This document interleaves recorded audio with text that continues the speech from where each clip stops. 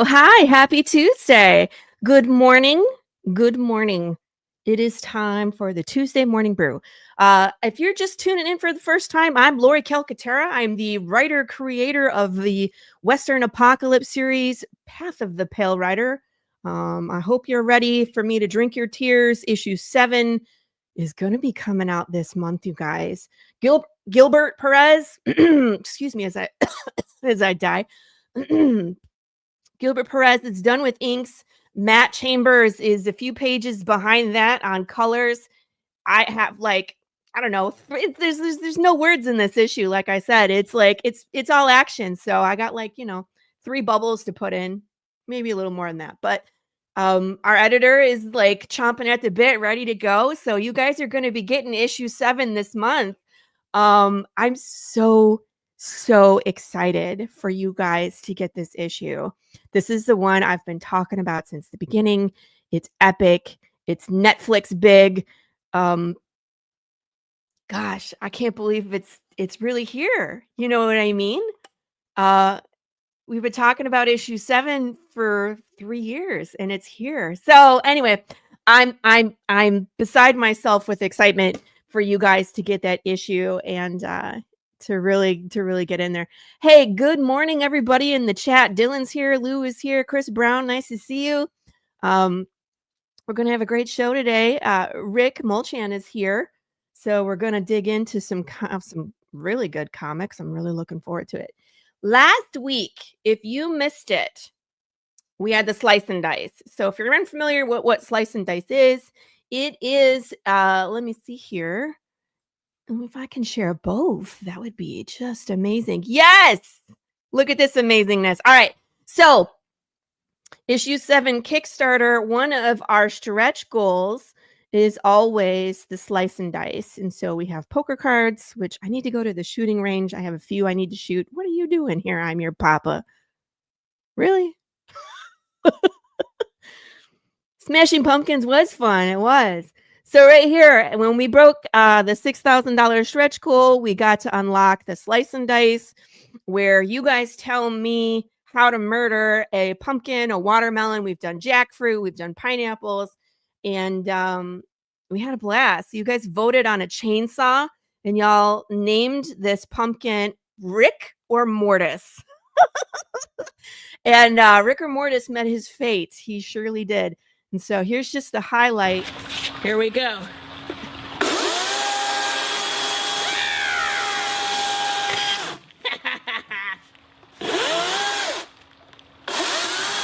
And the tool that we killed a few times ago. And I like this angle because you can see that there was actual carnage. It was hard to see from the phone, but it that was everywhere. Pretty gruesome. It hit me in the face. Yeah, it hit me in the face. Anywho, if you want to see more of the carnage, go watch last week's episode. Go watch it on Roku. Hello. Go see the full carnage because then you can actually hear the commentary because I'm talking to people as I'm killing this pumpkin. But you can't hear all that from this angle I just showed you. So anywho, you can still get books on this campaign. I have late pledges turned on. And so as a reminder, if you're just finding us today or you just were saving up your funds, you wanted to have I don't know, for whatever reason, you can still get on here to this Kickstarter right here. Late pledges are turned on and you can get books. All of the cool merch, sadly, is turned off. The hot sauce is made. The t-shirts, I'm making those this week. Hats are made. The secret reward, which were the bear onesies, those are done. Like everything's done, you guys. So we're just waiting on books and I got to do t-shirts. Hey, I just found you today. Yeah, right, Dash Hooper. What a joke.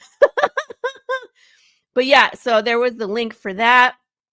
Real quick, a couple more housekeeping things. Also, as a reminder, the brand new digest size of Path of the Pale Rider, 6x9, available on Amazon.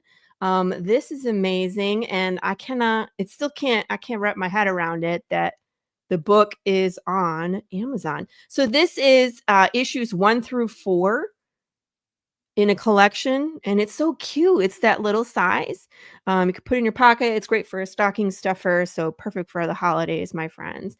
So you can pick it up here. It is $15.99 for the paperback. Mine's coming on the 5th. Woohoo! Thank you for your order. This is fun. This is the first 4, like I said, and we're going to be gearing up to do the second trade in 2026. So we still got some time. Yeah, I didn't get there yet. Pops is putting links. There's a campaign open for the Goodbye to Romance Aussie book. It's on Fund My Comic.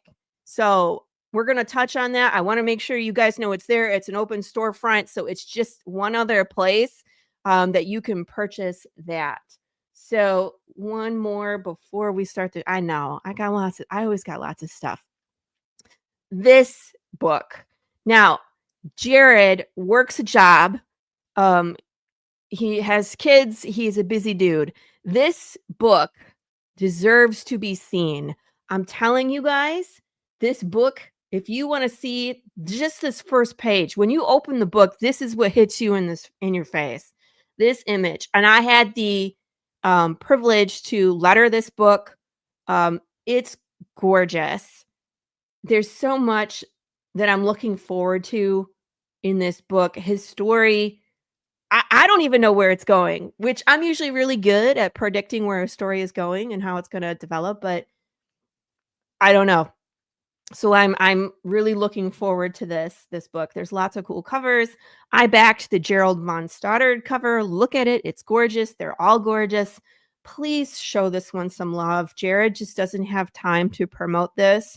And it needs to be made. It's done. He's already made it because he's the writer and the artist. So this is one of those campaigns where your funds go towards printing and shipping and logistics. So I'm going to drop the link for this one. Please show this one some love. It would really mean a lot. Jared got into comics like I did in his 40s.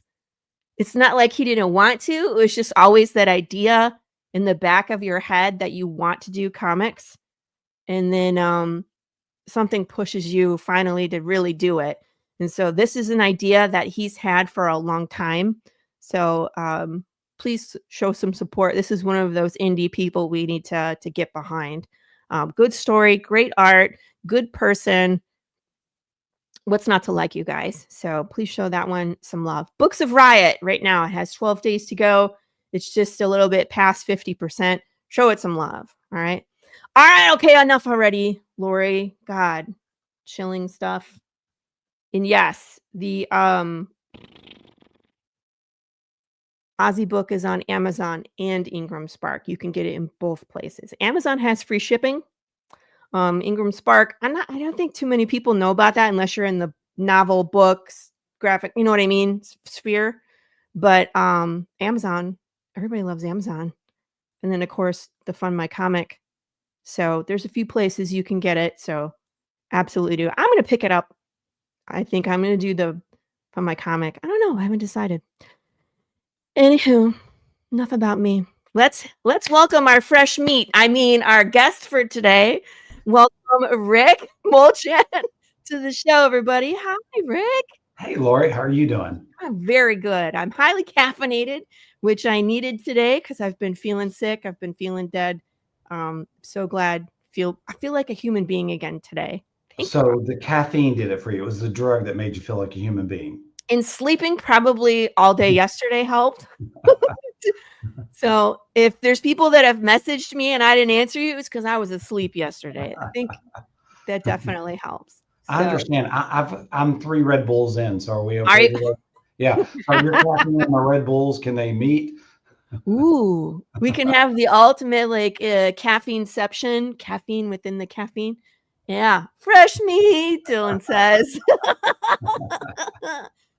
Well, since this is your first time on the show, I know. No, don't. You're fine. It's just us nerds. Now the Red Bull. Now you're telling me. Oh, God, now we're shaking. Oh my goodness. So, Rick, usually first time on the show, what we do is we have you tell us your origin story. If you were reading comics as a kid, things that influenced you. Do you write? Do you art? Do you edit? What do you do? Where all the hats are? I kind of did some sleuthing, so I have your Oz book pulled up. We want to talk about that. And what was it that made you say, I'm going to freaking do this myself? Because, we've all been readers at some point, but when you have this idea, it's like something has to push you to actually do it. So I'll shut up now with me and my caffeine, and you tell us your story. So, hey, I was a little kid, and as a little kid, I loved to read comic books, Daredevil, Silver Surfer. I was the typical nerdy little kid that liked to read. Wait a minute, it's not new to the He's network. not new to the network, as in the Oh, that's Madness. true. You've been on Madness shows. You just haven't been on my show. So, yeah, I just I've want been on. people know, like, you're not brand new. You're just Hey, fresh meat. I'm on the important show now, aren't I? That's right. That you're on the show that matters. That's right. So it all started, like I said, I was a kid. I loved Silver Surfer, Daredevil. I was the geek kid. I'd walk down to the convenience store with my lawn mowing money, and I would buy my quarter comics or 35 cents, 40 cents, whatever they cost. And I was the kid that was reading behind the building every day and loved to read my comics. Probably fast forward to when I got to college. I got a job because we have to pay for our bills. Taco Bell costs money. That's right. It has to get me through the classes. I worked at the comic book shop, and it was great. And then we started sketching out stories, and I had actually wrote, because I get to do full circle on this, when I was about 10 years old, an Oz story. And I had always wanted it. And somebody had read it and said, hey, this is kind of an interesting story. You all should publish a comic book. So we did like everybody else did. This is the late 90s. We published, and I actually published Paradox. And Paradox came out. Les does do a lot of work for me. I was yelling at him this morning. We were having a big fight, but don't put your dirty line. No, it was all a good fight. It's all out of love, by the way. So I did about 4 or 5 issues. They actually did extremely well. I had the very first Boris Vallejo cover that he did in comic books. He never had done a comic book cover before. I brought him to Dragon Con. We geeked it out, and I must admit. And then also Joe Linsner, right in the beginning of his career on the Cry for Dawn. He was on issue maybe 3, 4. I had him do a cover. We'd met. Super nice guy. So we were rocking and rolling, if you will. And then we did a comic called Gasp. Hey, look, I'm actually promoting it now because it's on Kickstarter as well. We did Gasp, which actually stood at that time, a giant anthology of small publishers. The cool thing about Gasp is, did it with a guy named Drew Hayes of Poison Elf fame, Mike Cohen of Strange Attractors fame. We went and approached Stephen Bissett and Rick Veitch, Swamp Thing, Brat Pack, all that kind of other stuff. They loved the idea. We got a John Tolbolton cover, which was awesome. We actually sold for late 90s 40,000 copies of it. It was awesome. Oh my gosh. Wow. And I was so happy. Veitch and Bissett and all those guys, it was like, hey, you all did really well with this. They kind of let us run with it. Our logo was done by the great Strange Tractors. Strange Tractors. This is Chad Perkins. He's gonna say some funny things in the chat. I love it. It's Stranger Tractors. But anyway, so Don Simpson did our logo for Gasp. So we had it was pulled together. The problem is we had one person that was offended with the cover of Gasp. They thought it was too horror. They thought it was too scary. They didn't like it. Even though Gasp sounds kind of scary, it's supposed to be kind of scary that way. So anyway, we had 40,000 orders. That was the time that if you were a day late with Diamond, you got in trouble. And so I told the guys, like, hey, well, give us what you want to put on. We'll do your version. Well, because you can't not have him do something because his name is already listed in the book. And so when he was late by 4 days, we wound up getting 8,000 orders sent back to us. And we said, that's $16,000 out of my pocket. I had to pay to Diamond. Oh my God. Oh my God. Out of my pocket. I'm a college kid. I have no money. Taco Bell's expensive enough for me. But anyway, so we kind of then we're like, you know what? We're done. We got to go live life. We got to go do some things. We're kind of finished. Fast forward about 20 years. About 2 years ago, somebody calls me up, actually my cousin, says, "Hey, have you heard that podcast yet?" I went, "I don't know what you're talking about." He's like, "Here, listen to this link." And he sent me a link to a podcast. I didn't listen to it. And he's like, "So what'd you think about that?" And I went, "Oh, it's an awesome podcast." He's like, "Really? That's your opinion about that podcast?" I went, "Yeah, it was awesome." Maybe you should listen to it. He was catching me lying is what he was doing. He's like, "So you didn't find anything that they said in that podcast of interest?" I'm like, "They talked about comic books. Of course, comic books are cool." He's like, "Wow." One of the podcasts, somebody had brought up that one of their favorite comics as a kid was my Paradox comic. And I had never finished the storyline because we didn't get to finish because of the gas book. And I didn't listen to it. So I'm listening to this podcast. And then I was like, okay, I listened to it. Yes, I heard they were talking about me and stuff like that. And the guy was sitting there saying he never knew what happened to the end of it. He's like, "Hey, let's do this again." So we set out and we went to find some good people to work with. Les Garner was one of my guys. And we got a couple of different people. If you look at our website on Resolute Bliss, you can see all the stuff, some of our old stuff, all mainly new stuff. And I said, all right, I want to do Paradox. I want to finish it up. I have one of the best guys in the business that actually originally drew it. He actually is one of the owners of the Four Horsemen Toy Company. If you know anything about the Four Horsemen Toy Company, they are the company. That was Eric Fredaway, very close friend of mine. He had done the original art in it. We had built that together. And then I wanted to do my Oz story. I said, you know what? I still have that story that started all this. I want to do it. And then I want to go back to Gas, and I want to bring Gas back. So fast forward 2 more years, we've gotten all that stuff. Wait, what year are we at? This is 2 years ago. Okay. All right. Now we're 2 years because I started back 2 years ago, putting it all together. We went out and I wanted to do the circuits again. We set up booths. We started talking to people. We had ash cans. We did all the guerrilla marketing kind of stuff.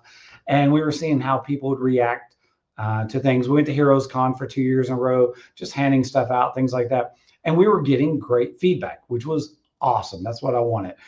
And it was enough that said, hey, let's do this. So about 6, 7, 8 months ago, Paradox 1 actually hit on Kickstarter. It got fully funded. We had some other titles. Gasp is on Kickstarter right now. It got funded within 1 day, which is awesome. Didn't have a big number, but it got funded 1 day.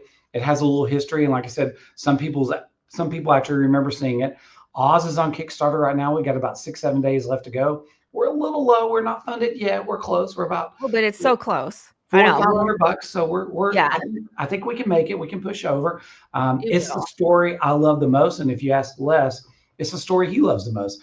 Of all the stuff he and I've worked on together, it's like, this is such an awesome story. And a little promo. So I do the writing. I'm the creator.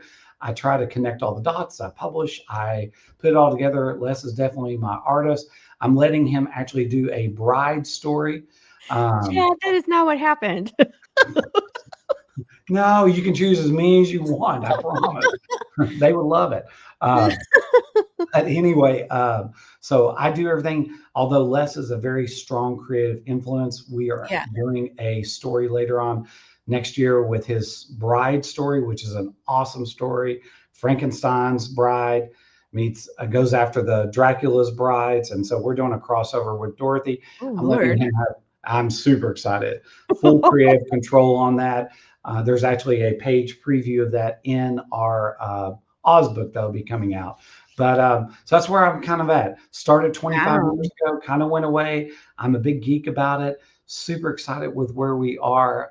Like I said, Paradox got fully funded. Super excited about that. We're about to collect all 6 issues. They're all done, by the way. And Oz, we're 3 issues actually completely done. It's not like we're waiting. They're done and they're ready to go just to print is all we're waiting for. So and I mean, Ray's right. Connecting all the dots, you know what I mean, should be a credit in every comic. And it's like when you finally get all the things to line up, and it's like when you have other creative people as well, like Les, you know, and you're crossing over your properties. I mean, like that, it just is an amazing feeling, I would think. Super excited about it. And like I said, it's been a fun ride. It's frustrating sometimes, especially we had a deal cut with Diamond already we were supposed to come out in February. And then of course the news broke. And it's like, No, we're not going to do that at all. So this was earlier, and I just had to put it up because it's funny. Chad's like, now you could be really late with Diamond and not get in trouble. that would have been nice 20 years ago. Right? Gosh, and I was when you were saying that, I was like, how the tables have turned. They like, have. Now they're late. You know what I mean? And they have no money. They can't pay anybody. And so many people are out because of Diamond. So it's just, Well, and the Kickstarter and Indiegogo and Zoop and whatever you want to use has changed the landscape. And hey, William, what's up, man? Yeah. Nice to see you. I actually know William pretty well. We've had dinner a couple of times. He beat me up once outside of a little Asian restaurant, but we'll let that go. You probably deserved it. It's fine. I know William really well too. I love when I get to go at Comic-Cons with William because I have I don't know, we're working on 2 more covers next February, William, and then I wrote issues 4, 5, 6, 7, 8 of Psycho Sal. Wait a minute, really? I did not know that, and I've actually read those issues. So you you have or you haven't? I have read those issues. I'm Calcaterra on the cover. That's me. I sometimes you just get in so I have a stack this big to read. And so when I met William, probably about a year ago, we were, I guess maybe a year and a half ago, he was Circle of the Blood Moon. Coming up we on were that talking and hanging out, and I started buying some of his books and reading it. But the point is, I just read because I don't even pay attention to who the people are half the time because it's funny. Isn't that funny? Because it's like we're connected and we didn't even know it. You know what I mean? Like I have Les Gardner cover on my last issue, and it's like I did not know that. Yeah, I have he did this great picture of Lola, the undead. I have an undead bandita and this dog named Sad Pancake, and it's hilarious. Okay, I love it, right? So when did you get that cover? It was just on my last campaign. Here, I'll show you. Because I'm going to give him a hard time now. Why? Did you not know? He's been late lately. Oh, we ran this campaign in July? And then he actually did the cover, I want to say February. So when we launched, I want to say we launched the issue number 6. Yes. Okay. So this is kind of a funny story. So we launched issue 6, and Les, through a series of events, showed up on my launch party for issue 6.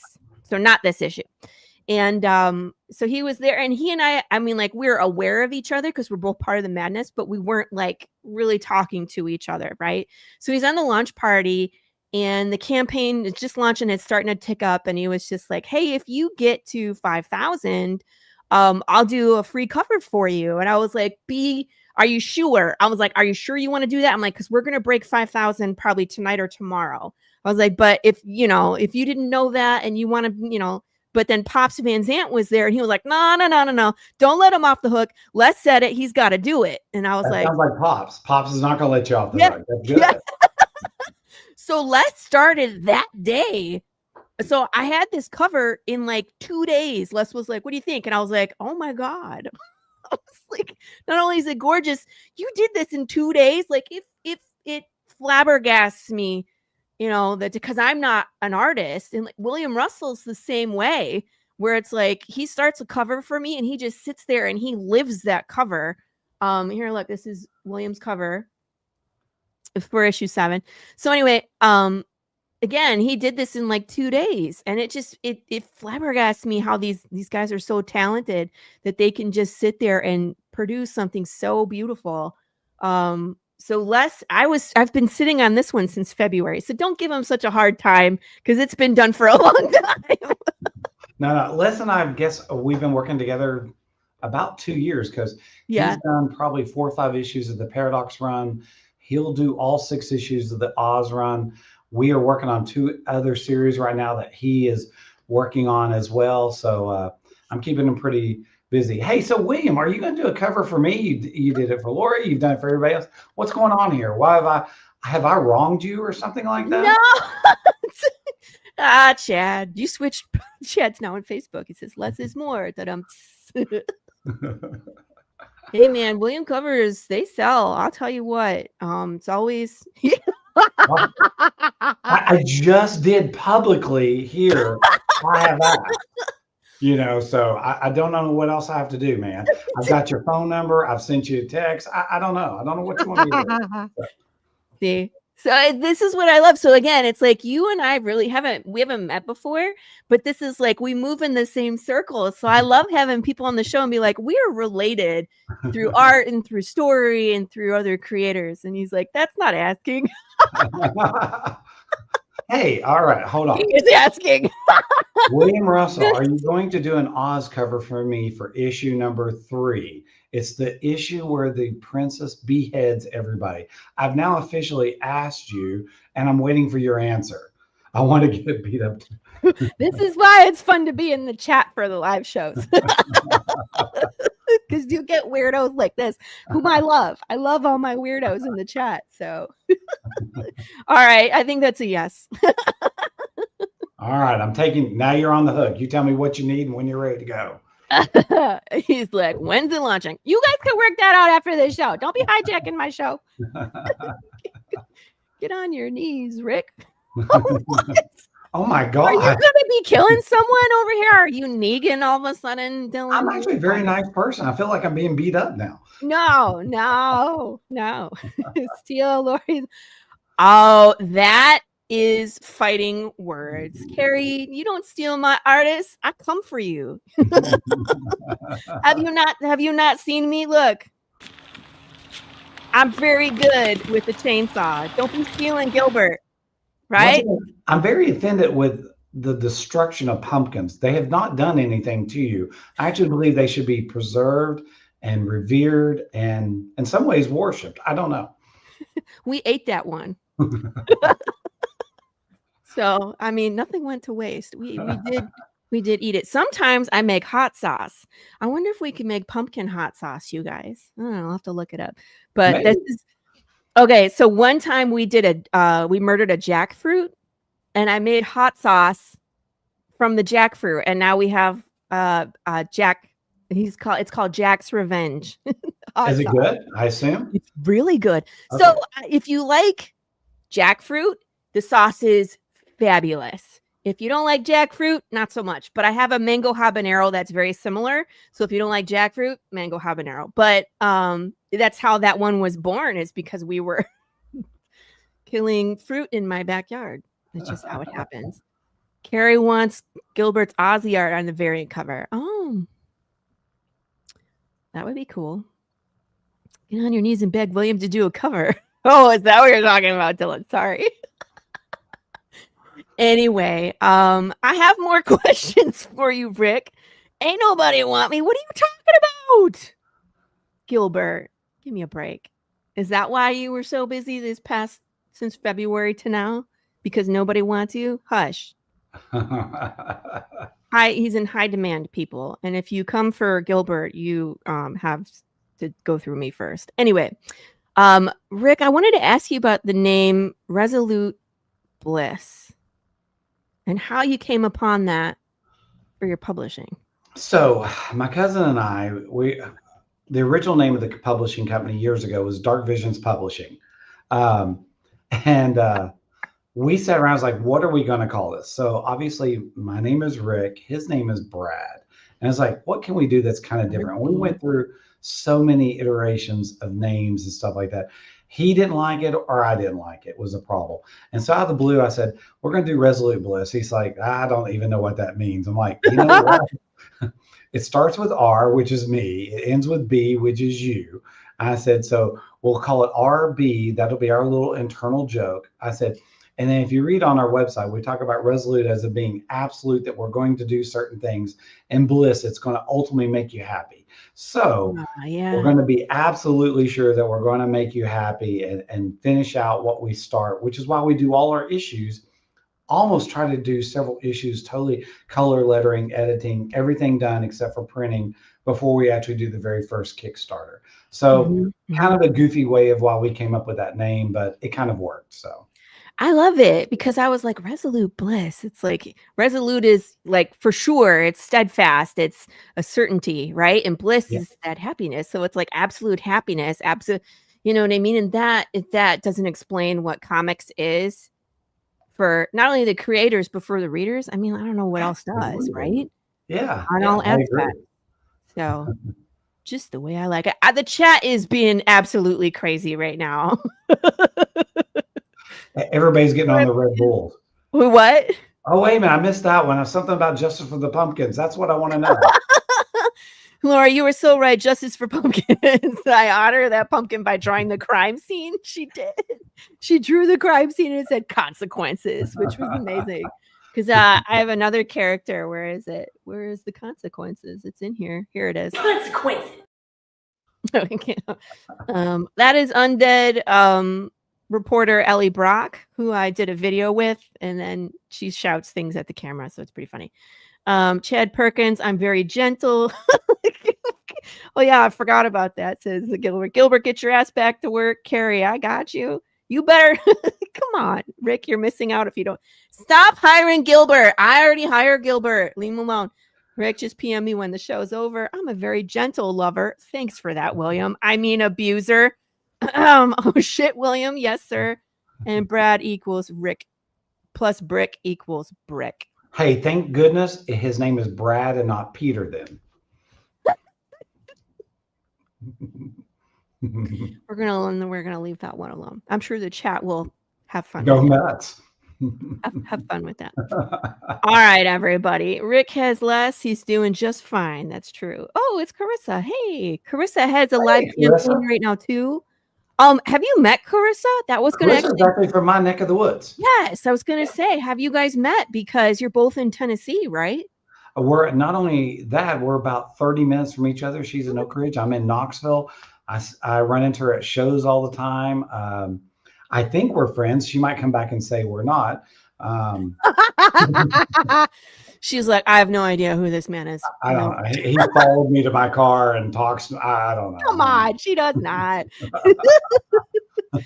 But she is also live on Kickstarter right now. When is Carissa not live? That's a great question. I think she says she tries to put one up about every 30 days, doesn't she? I think it's less than that now. It's like every 3 weeks. She's live. She does not stop. She's the hands down hardest working creator out there these days. I mean, I try to copy her many times. So gosh, I can't. I've seen her just issue after issue. In fact, I have stuff. She's waiting on me for stuff. I have stuff for her to do. Like I have to do work for Carissa. So I mean, she's just nonstop, and you have to appreciate that work ethic, you guys. Damnation on Kickstarter right now. Speaking of Kickstarter, Carissa and I have a weird background. You do? Over together. Yes. Tell us. I want the tea. Well, it dealt with prison. I'm sorry, what? Prison, mistaken identity, and a lot of drinking. No, Chris and I both come from the pharmaceutical industry. And that's actually how I actually started talking to her one day. I'm like, I noticed her bag. I'm like, that's a pharma bag. And she's like, yeah, how do you know that? And then I told her, I was like, no, I used to have one of those for a different company. So. Yeah, loose leg. Tell us this. I want to hear. I talk him up at all the cons. Oh, is that amazing? She talks me up as she shows the restraining order. She's like, don't go by this man. He is bad news. No, it sounds like you're a lot of fun and that you guys probably could talk shop and have a good time. But let's see. You guys in the chat, I can't even keep up today. Carissa needs another cryptic cover. Mwahaha. William, I thought you were doing something for me. Quit trying to. No, he's gonna do one for else. You're second. Carissa first. We are friends. I've never seen this man before in my life. Nobody's in the chat over here with me. Oh, no one's in the Madness chat. They're all on Facebook, apparently. Second me if only killed my OnlyFans plus comics. What? I do think I caught a William Russell thing on OnlyFans, and I was very disturbed. I entered into the chat for like 1 minute and felt uncomfortable and got out quickly. So William always talks about these crazy tiers for his campaign. One that we were laughing about was called the daddy tier. And if you backed it, he would give you a phone call and tell you how proud he was of you, like your daddy should have done. Oh my, did that work? He hasn't actually done it, but I want to see. I want to see it play out, William. You should definitely do it. I'll tell you what, if he does it, I will definitely back that one because I want the phone call. I think it would be hilarious. He says, "I'm working on 4 covers right now. That's what 24 hours a day is for." Restraining orders. Oh my gosh! Wait a minute, that other one was a mistake. I thought we were the one. So. Shed says I'd back that. I think we might steal it. We might do the daddy tier. I might do a Karen tier where she sends you a personalized insult. Ooh, I kind of like that one too. That the whole business model of Dick's is to insult you. So I mean, that's Karen right there. That's my other. Right. It's my other personality, Karen Needlemeyer. She will definitely send you an insult. I don't know what's going on. What? You might get yourself in trouble offering to do covers. Wait, you offered Carissa a cover? Hey! Come on now, Gilbert. Just kidding. All right. Actually, Laurie, we need to do the slippery tentacle sexy phone call. You guys wait. It'll be hilarious. Anyway, back to the show. Where are we at? Okay, we got time. I would love to walk through this with you, Rick. Awesome. Please do. I was saving it for the show. Sometimes I'll go and I'll push all the buttons and I'll do all the things, but Karen is one of my multiple personalities. Thank you for asking. Hey, look who it is. Weepa! Oh my God. Oh, no. I'm going to have to ignore you guys for a little bit. Everyone hire Gilbert. Carrie, do you hate me? Carissa's actually probably in her van sending messages. I know what's going on with her right now. She's shaving a cat right now. She's shaving a cat right now, and she's hitting the buttons. All right, friends. I know. Stop hiring Gilbert. Just mine. I own Gilbert. No, I don't own Gilbert. Give me a break. That's ridiculous. But I have we got work to do, right? Secrets out. All right, you guys, come on. Let's look at this Kickstarter. Can I play the video? You can. So let me do a setup on this. Mm-hmm. For most people who don't know that Les actually spent about 20 years doing animation. Oh, yeah. And so he had a lot of experience, and he was actually jonesing to do this. He's like, hey, please let me put together a video. I want to pull out some of my old stuff. So most of his, is drawings from our book and stuff like that. He did different creations, ran through different programs and stuff like that. I was very happy with it because it's just one of those videos that pops at you. Yeah. And so I was very excited. It captures the story of what we're trying to accomplish extremely well. That's the best way I can brag about it. So please hit the button. You got it. I'm going to switch our... There we go. We're switching to there. We're going to push play. We're going to embiggen, and we're going to get out of the way.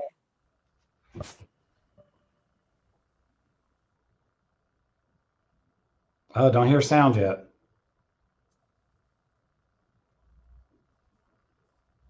Did you say no sound? I don't hear the sound, no. All right, let me reboot this. Because the sound is epic, and I'm the only one that is hearing it. I think his sound is awesome. It tells the story so well. All right, tell me if there's sound.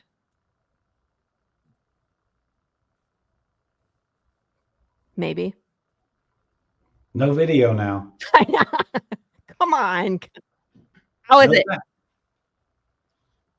No sound? No sound. All right, we're going to just kill it, and we're going to start over. Because I do love the sound in this. And I love the story that it tells because it hits the what we're trying to accomplish very well. So that William will know what I want on my cover for 3. Oh, is that? Yeah. I'll send him trivia questions after this to make sure he paid attention. Oh my God. What is going on? No, Chad. Listen, Carrie, I love that you want Gilbert's art everywhere. And I want Gilbert's art everywhere too, with Path. So if he gets hired by too many people and I lose Gilbert on Path, I'm coming for you. I'm just saying. I know you're in the UK.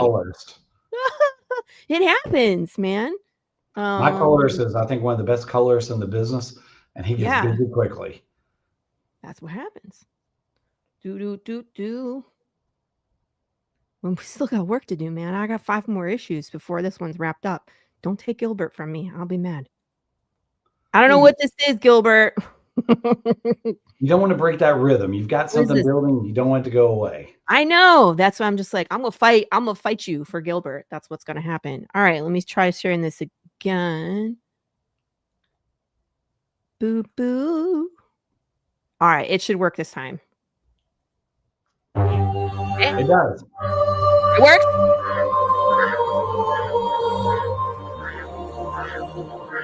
She was only a child, carried off to a world too bright to be real and too dark to survive.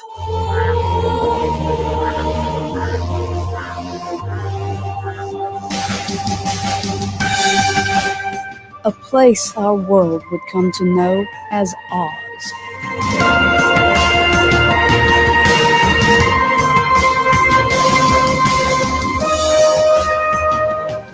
The yellow brick road is real, and its mortar is blood and bone.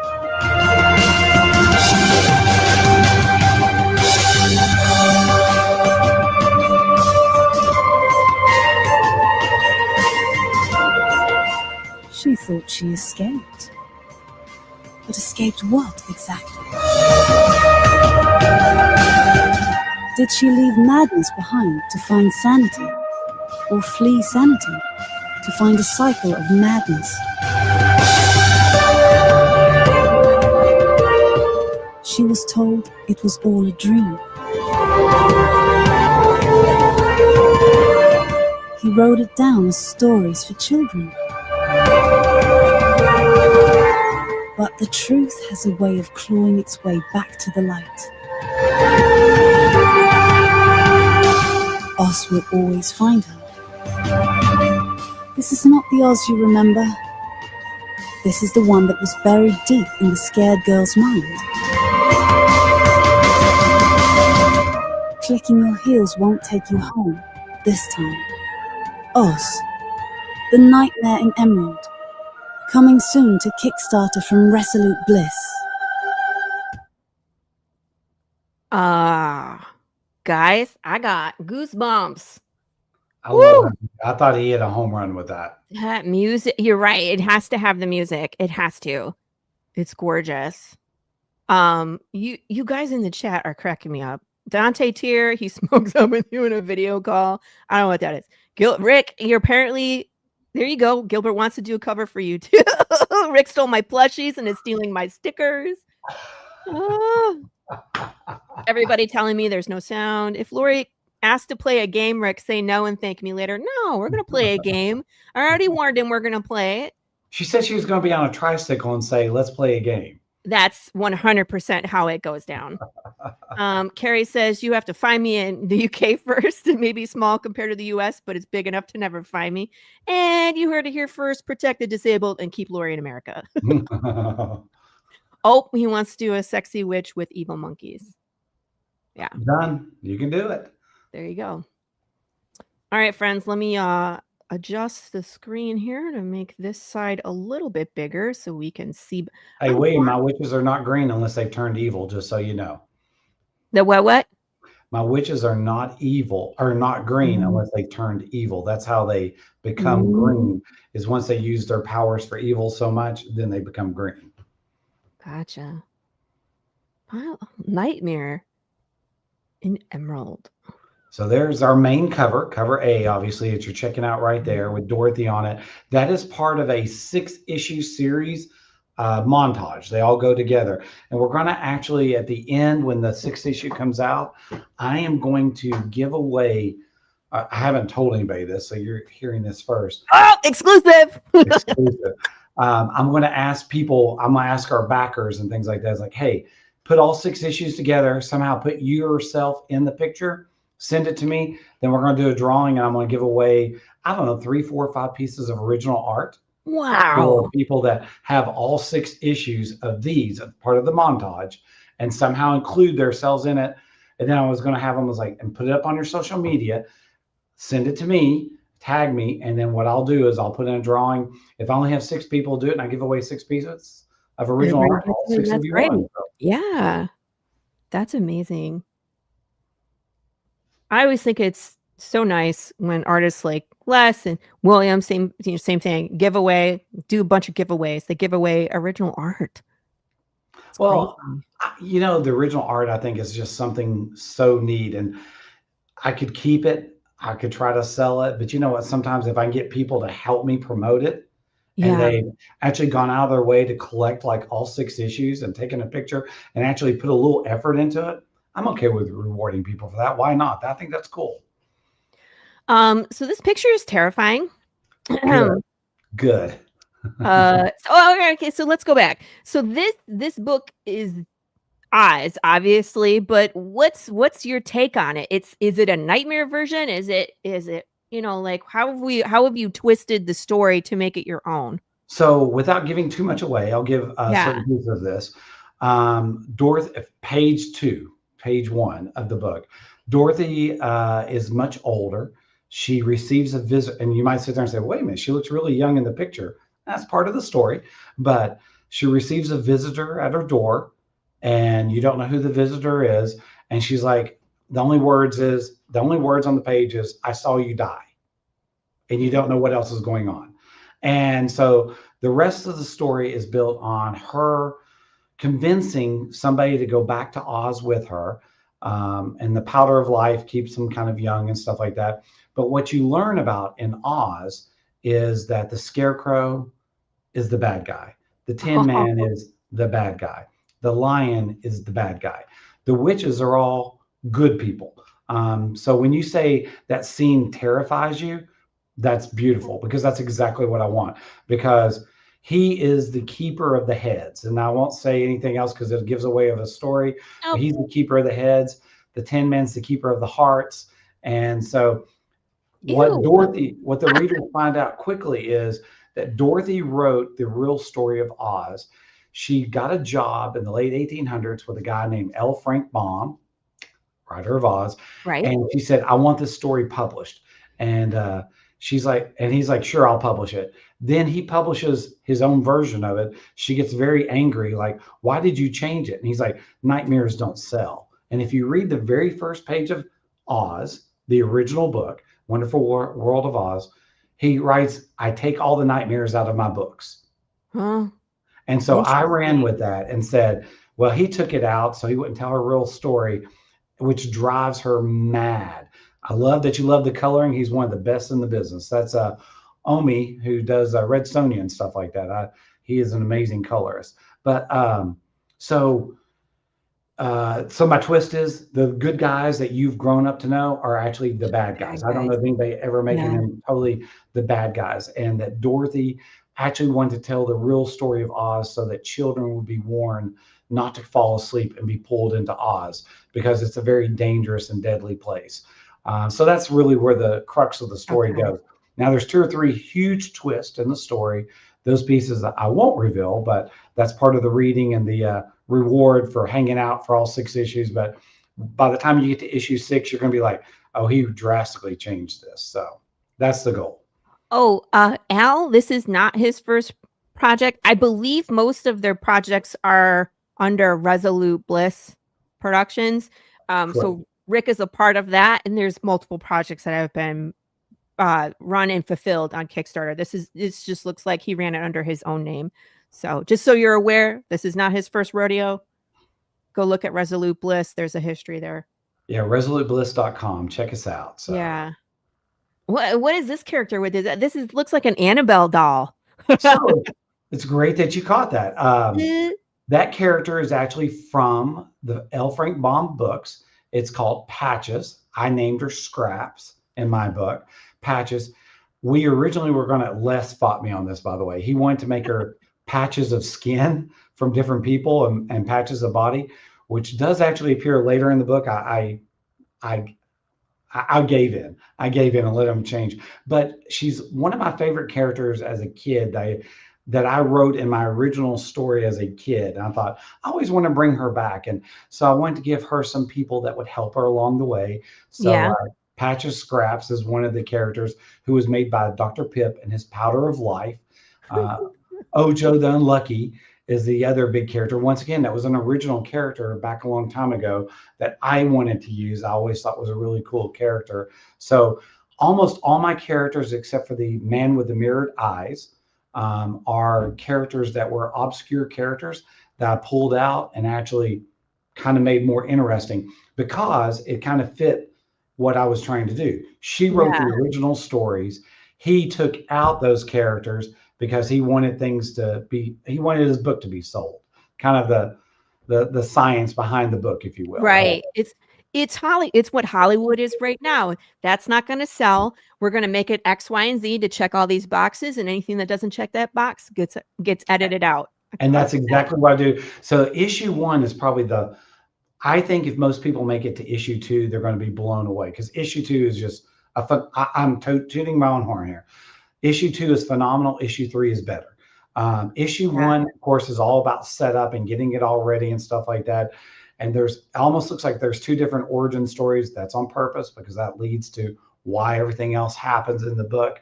But he just wanted to check all the boxes. He was out to sell books, and that was my goal. Like I said, I love this one and my Gasp stories. These are the ones that are fun stories, but I always wanted to tell this as a kid. There's been a lot of Oz stories. I've not liked most of them, but I do like this one. It's hard. It's hard when it's an existing thing that people are attached to and have core memories about, and you have to make it different enough to resonate. And so that's I think the challenge of dealing with you call it public properties, right? Yes, yeah. Absolutely. And what's this? Annabelle is the name of a vampire character in my 3rd Renfield book. Ooh, Grey Wolf. She has a Raggedy Ann doll. Then she rests in during the day instead of in a coffin. She goes into the doll. That's creepy. I mean, that's cool. I don't know if you all followed the real Annabelle doll, how it went on tour. Like, who thought why was it a great idea? Who did that? So why that actually started, don't you? There's actually a history behind that. Right. So but why was it on tour? Well, where that started though was, have you ever heard of Robert the doll? Yes. Okay. Yes. Robert the doll is out of Key West. He was a doll that was mischievous. I'm big into horror and stuff like that. Yes. Scary ass doll. And he started going on tour, and people would just start packing rooms to meet this doll. That's why Annabelle actually went out on tour. She actually followed up behind Robert the doll, and I go see stuff like that in a heartbeat. I never miss that. So if they come anywhere close, I go see them. Like, this is Robert the doll. Robert the doll. I love Robert the doll. I'd love to do a story on Robert the doll. I actually stayed in the house, which is right there below. Did you really? I stayed in that house. It is not creepy or scary at all. They've actually made it an expensive Airbnb. But he normally resides in the Fort East Martello Museum. Really cool to see. What's cool about that is if you go into that museum, there are letters all over the wall. And there's letters that say, so you have 3 rules. You have to ask Robert permission to take his picture. Yes. You must thank him for taking his picture. Okay. And you must never refer to him as Robert, or Robbie, Bobby, Bob. It has to be Robert. Okay. If you don't, he curses you. And there's all these letters on the wall. Hey, I was there. I took your picture. I didn't ask. And now I've lost my home. I've lost my wife. I've lost my dog. And there's just letters all over the wall. It's a really cool sight to see how much time and effort people have put into this. So. Oh my God. It's crazy. So yeah, I mean, creepy dolls is like, I don't know. It's a resurgence right now. It is. I'm seeing a lot of them. Like my friend Chris Hayes is doing a doll maker series. Gosh, I've seen a ton of them. But yeah, this doll creeps me out. Any dolls. Like Chris is always like, look at this, and I'm always like, no, like I just don't want to look at it. Thank you. And my friend Nem has a whole series with a doll as well. I do have to bring in that I have a series coming out next year. It's actually based on, so you're going to know this is kind of cool. We've not talked about this much. It's called Lake Lanier. I'm probably going to change it to Lady in the Blue, but but it's based on a story that in 1958, I think the two ladies' name was Della Mae Parker, and I'm drawing a blank of the other lady's name, Susie something. And they, in 1958, they were in Lake Lanier, Georgia. They left Lake Lanier, Georgia. Nobody could find them, or they didn't leave Lake Lanier, Georgia. I'm sorry, they left a bar in Lake Lanier, Georgia. Nobody ever saw them the next day. They never returned home. About a week later, I think it was Susie that showed up floating in the water. They decided to search the lake and stuff like that, where she appeared, trying to find Della Ray, I think. And back to work. Come on, Russell, you can't leave yet. Anyway, so for 38 years, they kept looking for this lady. But during the next 38 years, they kept saying that they saw a woman in a blue dress walking back and forth on a bridge, which was the Jerry D. Jackson Bridge. She had no fingers and no toes. Oh, my God. 38 years later, they pulled her up out of the water. She just came floating up. They didn't pull her up. I'm sorry. It was Della Ray or whichever, Susie, whichever one it was. And she is in blue, wearing a blue dress, no fingers, no toes.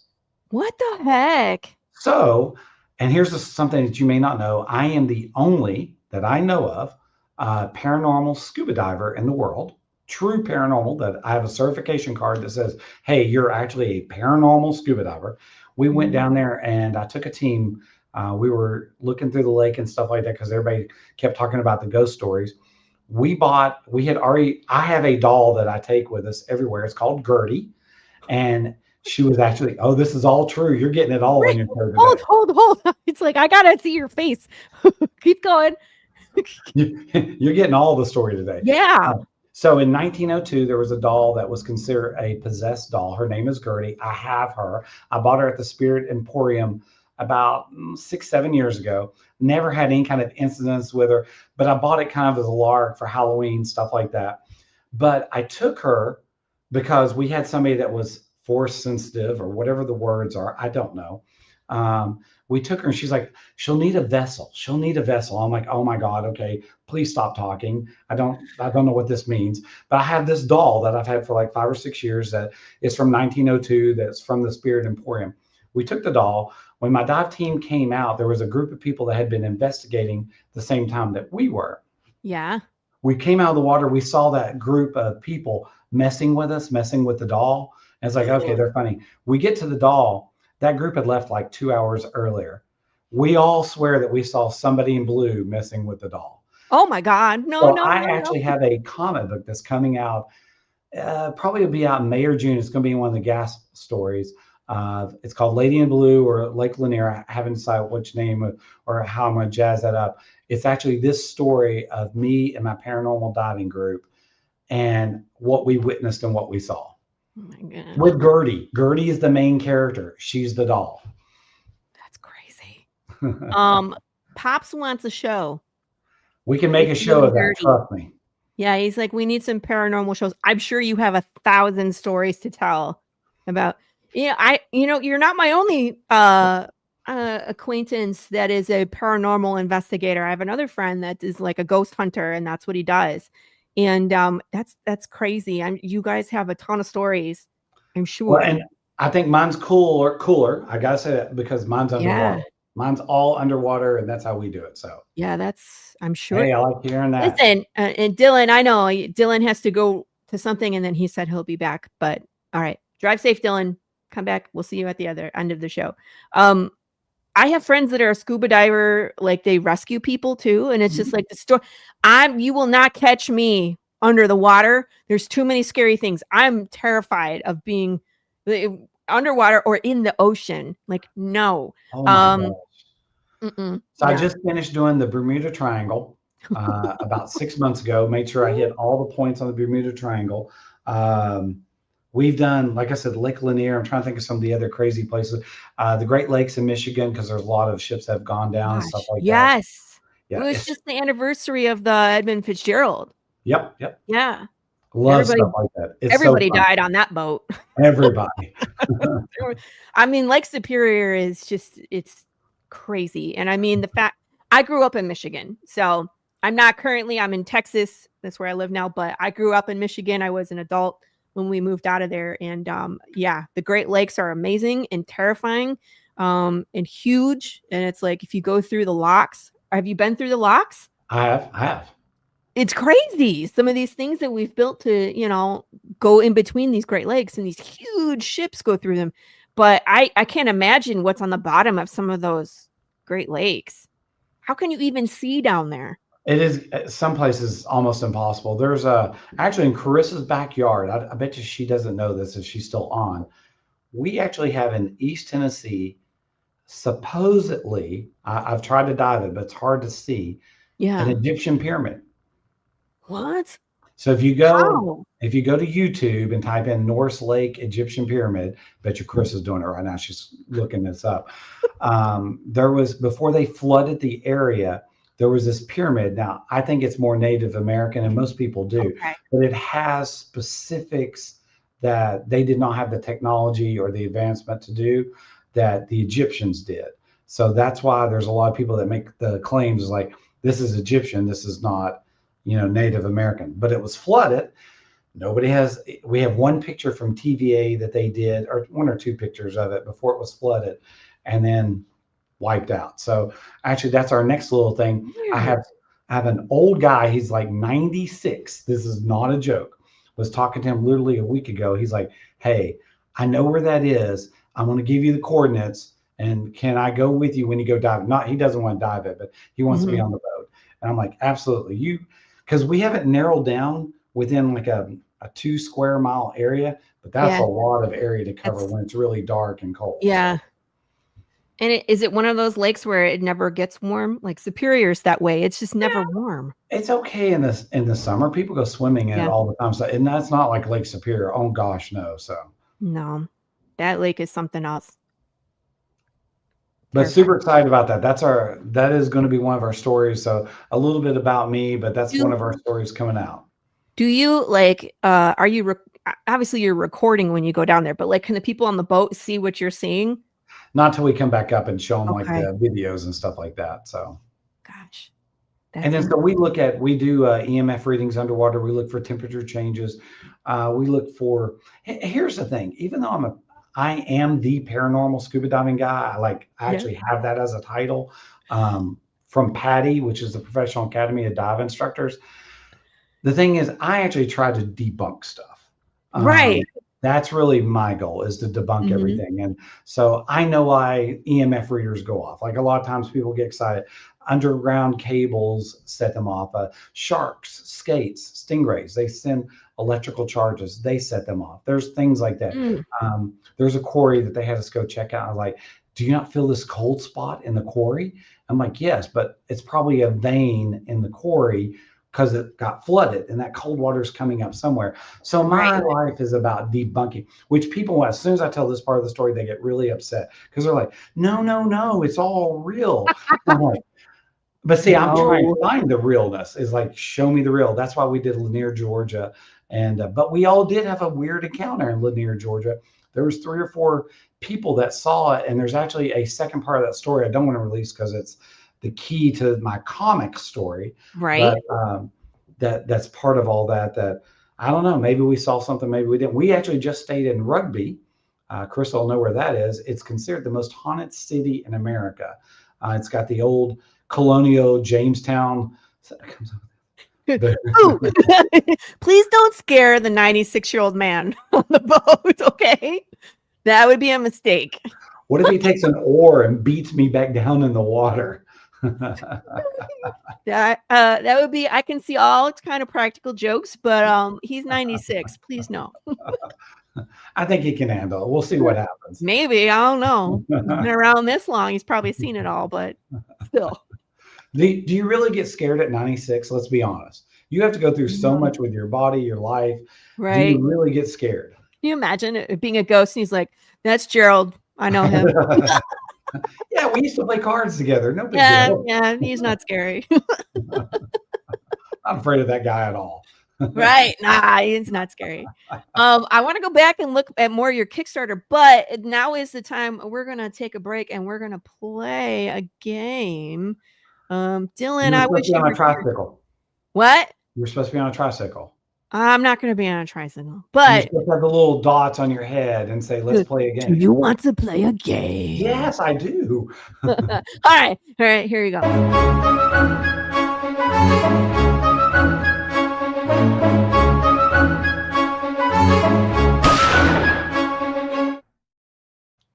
All right, we're gonna play the game. Would you hug this?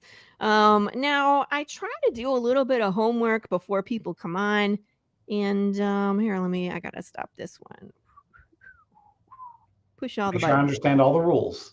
Yeah, there is no rules. Yeah, all I do is I put a picture on the screen and say, "Would you hug this?" And we kind of talk through, like, would you hug it? Would you not hug it? And the reasons why you would hug or not hug said picture. And there's no points, there's no all-time score. It's just for fun, so no pressure. I was kind of sticking to the Oz theme.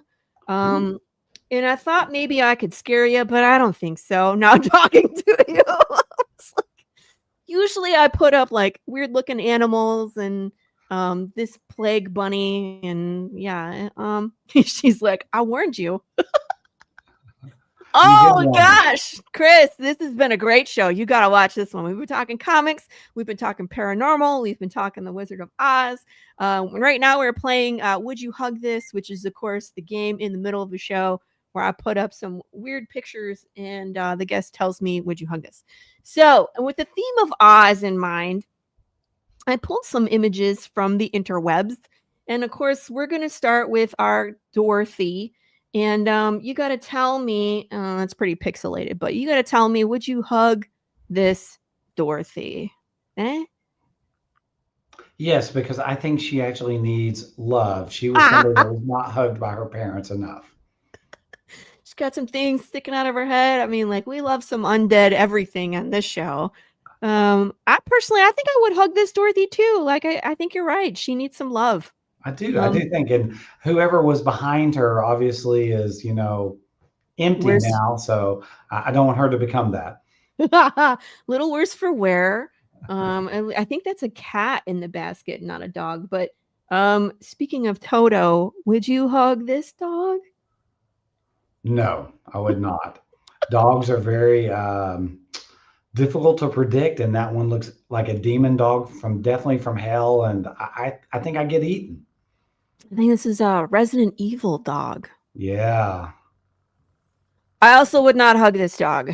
I think he's either sneezing or regretting all his life choices. Either way, I feel like I would be worse for wear hugging this dog. I do have the trio, but a scarecrow, a lion, and I got a couple tin men. So we'll start here. Are you hugging this scarecrow, Rick? Let's see. You know what? I'm going to say yes. I think his mother spurned him at some young age, and he developed some resentment and anger, and maybe I could give him a father figure. Yes, I'm going to hug him. Oh, so Dylan is still here. Okay, good. Because this is Dylan's favorite part. No, we won't have a rabbit today, Dylan. I'm going to pass on this. I don't think a scarecrow has a mother or father. I'm just saying. See, then you have to read Oz too. See, all right. And now I have a couple different tin men to offer you. We got this guy. Ooh, so he's metal. He's going to be a little bit too rough. That axe can slip. And if you know the origin story of the Tin Man and how he chopped body parts off, no, I'm not hugging that. I mean, we got this guy, but we also have this guy. I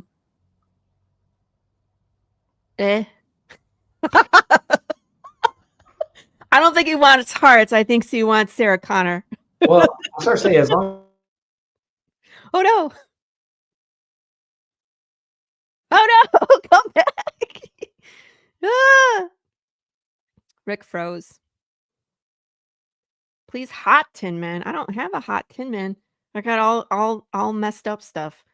Poor Rick. He froze during our game. Let's see what else. I got a lion. Rick! Dang it. I don't know. Would you guys hug this lion? I'm gonna pass on this lion too.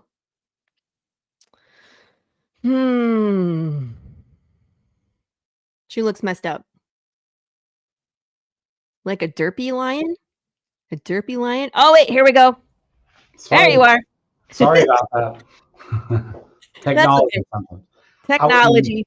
I would not hug that at all. Rick! That lion needs help. Yeah, I think so. I don't know. Maybe the lion was also sneezing. I would hug Mufasa. I would hug Mufasa and Simba, but that's as far as I'm going with lions. Yeah, I'm gonna pass on this lion. Let's see what else we got here. Oops.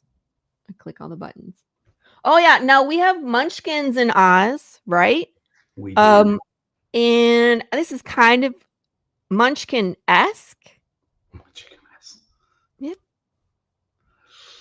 That is Troll from Jennifer Aniston's first movie, by the way. Leprechaun. I do not think I'm hugging that. Also, I'm going to a pot of gold.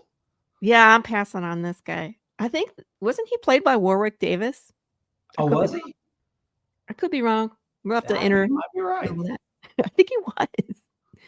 Leprechaun, people. Leprechaun. All right, let's see. Who else I got? Now, I'm a big fan of Michael Jackson. I loved Michael Jackson, especially as a kid. I learned how to moonwalk, but one thing I am terrified of is this.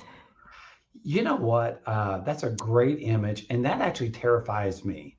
Yeah. Okay, good. It's not just me. Yeah.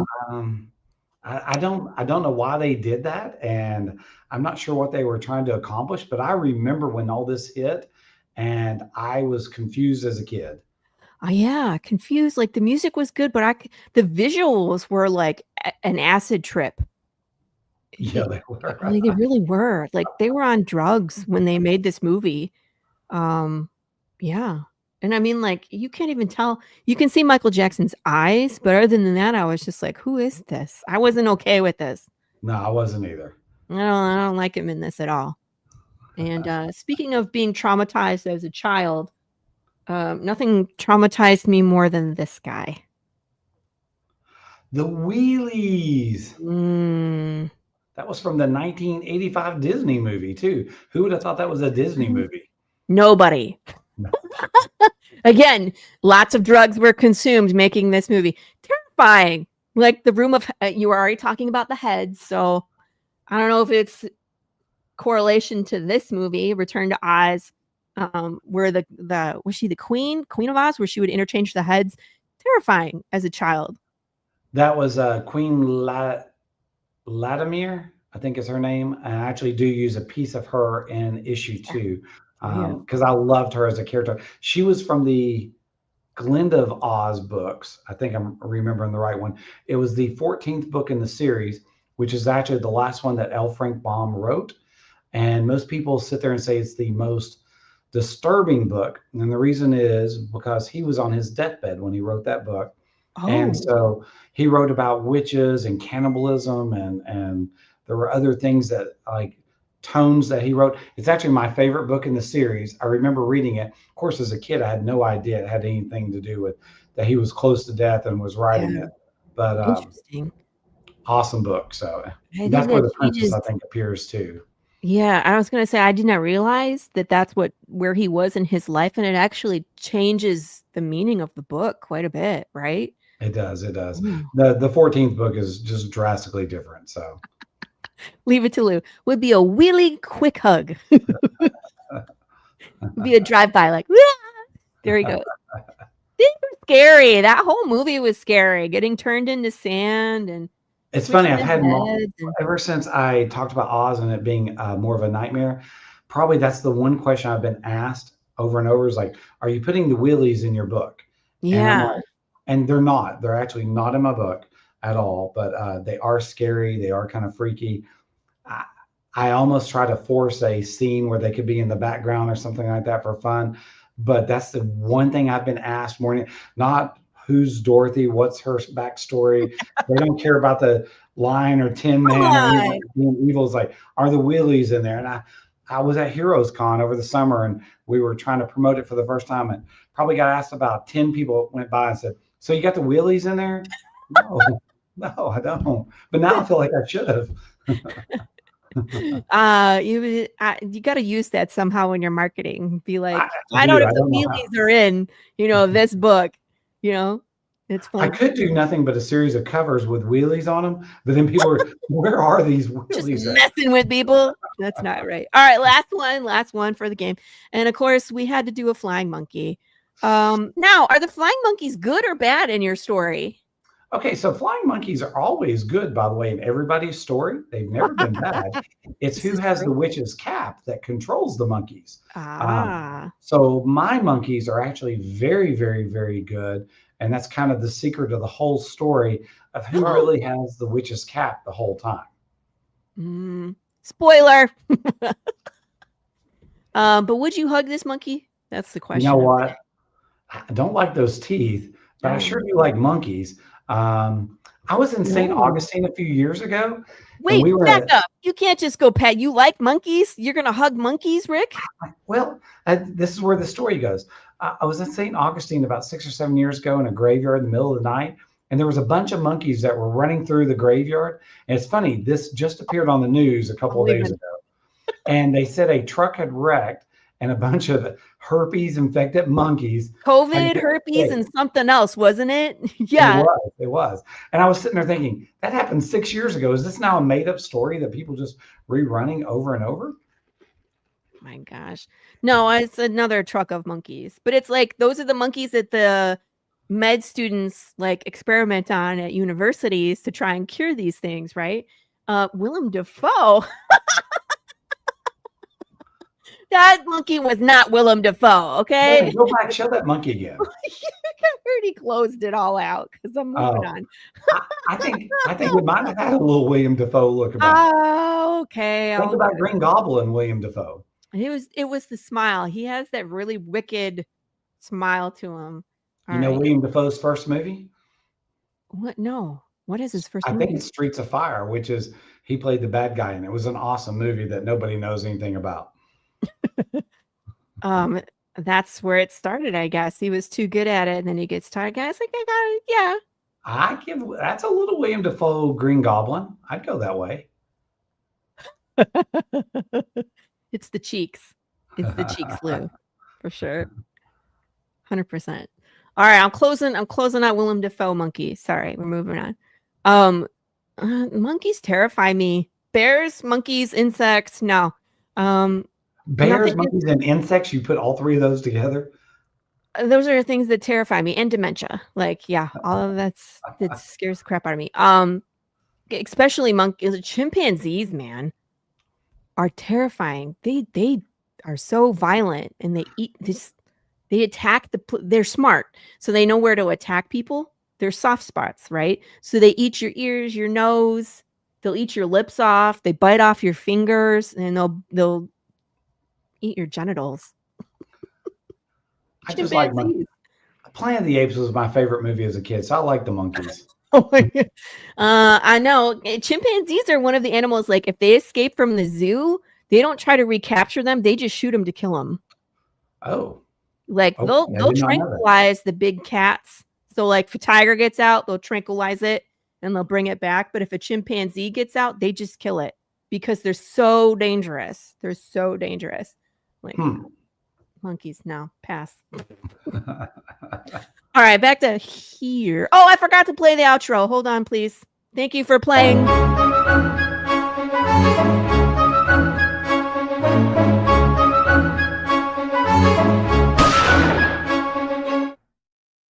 Yes, my friends, that was another week of playing Would You Hug This with our guest today. Thank you to Kevin Davis, who we played that with the first time, and then it stuck. So, all right. So we're moving on from the creepy doll. Oh, we have Glenda the Good Witch here. You think so, but it's not. It's another good witch? Is it Nessa? Is it any of the witches that we know by name? Hey, well, I'll give a hint. There's a choker around her neck for a reason. Oh, no, it's the queen. She can remove her head. That's too bad. And you know whose head she wants next? Dorothy's? Because she's a beautiful woman, so she wants Dorothy's head. She's a collector. She is All a collector. She just collects beautiful heads.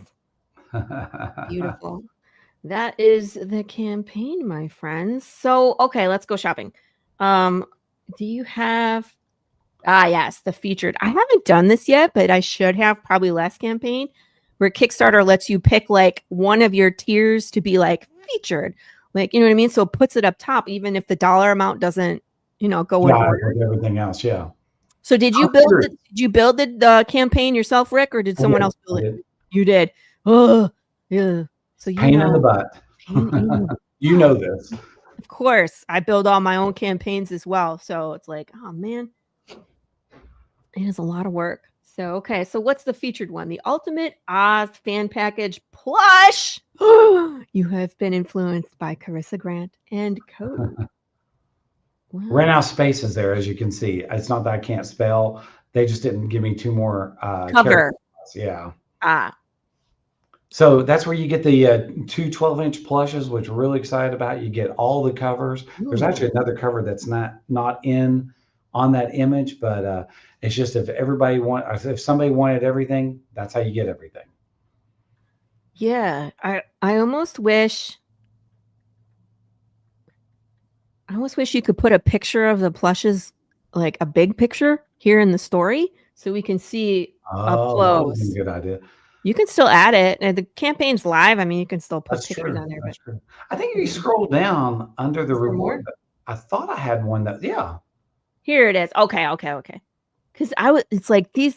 I always feel like Kickstarter makes the pictures so stinking small in these rewards that it's like when you're trying to put a bunch of things in them, and it's like, I can't see it. They just make it so small. But yeah, okay. So 12-inch plush Tin Man. He's got a bloody axe. Did you notice that? Oh, man. Goodness. Yeah, I love plushies. I think they're cool. And the Tin Man, Scarecrow, I sell them at shows really well. I'm surprised nobody has actually. It's the two things that nobody has hopped on here, which is amazing because for 12 inches, you're talking pretty tall, high quality. They're Oz related, and they're cheap because most plushes go, for $29, $30, $35. So I'm surprised that nobody has actually. But does the book come with it? The book does not come with it. You saying I should put the book with it? Yeah. So I think that this is why people are here in this tier is because they get the book and both plushes. This is great. You got 5 people doing this one. That's a good idea. I did not think about that. I think that, merch is great, but ultimately people want the book. So but do you have these in add-ons? I do. Rick? So you might see people getting the book and adding these on as opposed to backing these tiers for just the Scarecrow. Or just the plushes. You know what I mean? Yeah, they are really cool plushes. I love them. Yeah. I know. I wasn't going to do plushes because that's Carissa's jam, right? And I don't want to step on. I like them. I want to do it. No. But she was like, if you don't do a plush of Big James, she's like, I'm going to do it anyway. And I was like, she's like, that means you and I should get together and we should do a Carissa plush. Yeah. We're going to have a plush of Carissa with plushies in the plushie's hand. Ha-ha. I think that'd be hilarious. Plushception. Ooh, variant cover. Wait. Okay, let's go back. So a little bit about, So Robert Pope, if a lot of people don't know who Robert Pope is, he actually has done tons of the Peanuts covers. It's actually in there. Scooby-Doo. He's actually a very well-known artist, super nice guy out of Atlanta, Georgia. If you notice, there's some characters are hidden in the background that just hit public domain. Yeah. Wait, I'm not look right here, guys. See where my mouse is? Right here. Steamboat Willie. Steamboat Willie characters. I love it. And then, so super, super talented guy. I wanted to do a fun cover, kind of a throwback, but like I said, he's done a little bit of everything. Really glad he's actually done another cover for me as well that we'll be doing later on for issue 3, I think. And he's working on a story for me. It's called Paradox. It came off of a podcast. Paradox is my main storyline. It's deep, it's dark, it's like Dante's Inferno, but Love with it. some comic book characters to it. But somebody couldn't understand what I was saying and said, "So what's this paradox?" on the podcast I was doing, and all of a sudden spun out. We are doing a paradox story with paradox. It just makes fun of the paradox story and makes fun of me. So That's hilarious. It's a pair of ducks. it's a paradox, yes. Oh goodness, that's hilarious. And if you scroll on down, I'll show you Yeah. a little bit more. So right there, that cover is by Lydia Pruitt. People Yeah. may know her dad. Her dad is Joe Pruitt, the excellent, insurmountable writer who is, if you Google him, he's written about everything in the world, in one way or another. So Joe Pruitt's a super cool guy, but his daughter actually draws. And so she actually, I said, "Hey, why don't you do me a Oz cover?" And the reason I've cut this cover off a little bit, people do not know this. So there are certain things you can and can't do in the Wizard of Oz. One of the things one of the things you cannot do is put, and if you notice the pictures on the left, she's wearing silver shoes. You cannot put her in red shoes whatsoever because you can be sued for that. That's a 20th Century Fox thing. No. This image is so good, but I hid it just kind of as a surprise for if somebody buys it and gets it. She actually has an axe in her hand that's bleeding, and it bleeds onto her shoes, which makes Ruby slippers. Gotcha. So it was a way of around the legal pieces of it. So yeah, interesting. But at least people know what you're getting there. I think they do. Nicole Brune, she is awesome artist. I love how she does sexy females and stuff like that. She's got the flying monkeys in the back and the little red. It's kind of hard to see that in the small picture, but Nicole, I've met her a couple years ago. Love her artwork, and I follow a lot of her stuff, which is why I had to have a sexy Dorothy trapped like it is, because that actually foreshadows the end of the story. So she makes the very first cover. No spoilers. No spoilers. No spoilers. Sam Payne there, Mr. Archie.